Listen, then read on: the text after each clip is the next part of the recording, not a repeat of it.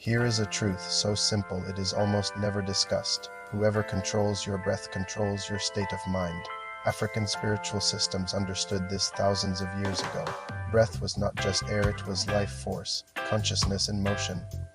The way you breathe determines whether you live in clarity or confusion, peace or panic. That is why Babylon does not need to control your thoughts directly. It only needs to keep you breathing wrong. Shallow breath creates shallow awareness. Fast breath creates anxiety. Held breath creates fear and compliance. A population that does not breathe deeply cannot think deeply. It reacts instead of reflects. Look around, everything about modern life interferes with natural breathing. Constant noise, constant urgency, screens, deadlines, fear-based news cycles. The chest tightens, the shoulders rise, the breath shortens. People live in a low-grade survival state and call it normal. Reggae interrupts this pattern, not by instruction, but by invitation. That slow, steady tempo encourages longer exhales. The bass vibrates through the diaphragm. Without realizing it, the listener begins to breathe lower, deeper, slower. The nervous system shifts from fight or flight into regulation. This is not mood, it is biology. Bob Marley understood this instinctively.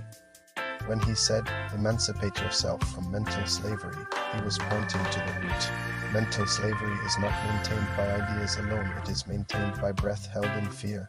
Peter Tosh's music was confrontational because it forced listeners to inhale courage. His rhythms didn't rush, they stood their ground, they demanded presence. Here is the secret Babylon never once revealed. A person who breathes deeply is very hard to frighten. Deep breath expands awareness. Expanded awareness sees manipulation.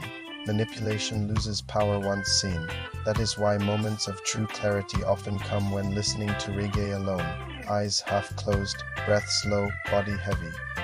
In those moments, the noise of the world fades and something older speaks. Not a voice, a knowing that knowing does not argue. It does not panic. It simply is. This is why reggae does not need to shout truth. It allows truth to surface naturally once the breath returns to its rightful rhythm.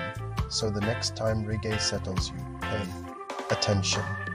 It's not just calming you, it's giving you back your breath, and with it, your sovereignty.